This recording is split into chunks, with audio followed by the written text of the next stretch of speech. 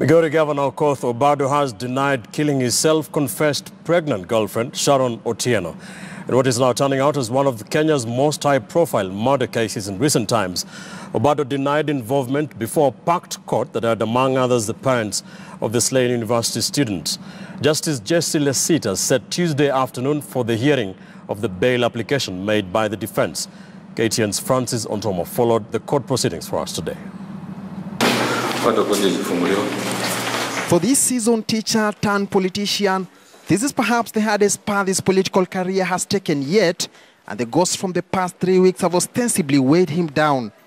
Zachariah Okoth Obado was making his first appearance in court since the allegations of killing Rongo University student, 26-year-old Sharon Otieno sprang up. Before High Court Judge Jessie Lesiit, Obado denied the charges. Miss Mutuku, Miss Mutuku. The court was packed to the brim as friends, families and political supporters and nemesis followed events keenly, among them the parents of the late Sharon, who traveled all the way to the city. The remains of Sharon are yet to be laid to rest 3 weeks since the heinous murder. We have another murder coming up on Wednesday. Defense lawyers are bracing for a bruising battle with the prosecution over the vexed question of bail. The prosecution is already on record opposing the release of Obado, while the defense claim it's a constitutional right that cannot be overstated.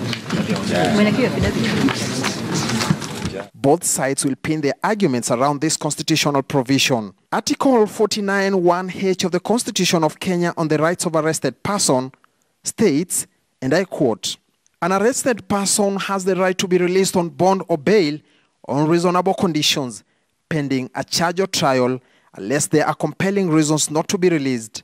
End of quote. And it will squarely rest with Justice Lesiit to make judicial interpretation of this clause. I've said the state should file their response and serve before them.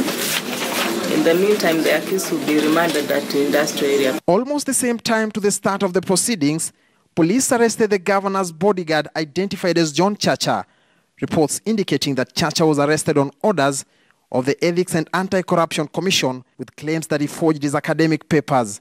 The court directed that Obado be detained at the industrial area prison after losing a bid through his lawyers to have him remain at Gigiri police station, where he spent the weekend. He was treated at the same level with the other prisoners, ate the same food that they ate. Nothing was allowed from outside. We were not allowed to give him anything like beddings and mattresses and all those things as people have been speculating. He's okay. The Directorate of Criminal Investigation says it is opening more units within its arm to ensure that this case is not bungled. And the state says it is casting its net wider until it gets to the bottom of the killers of Sharon Otieno. Francis Ontomo, KTN News, Milimani Low Courts, Nairobi.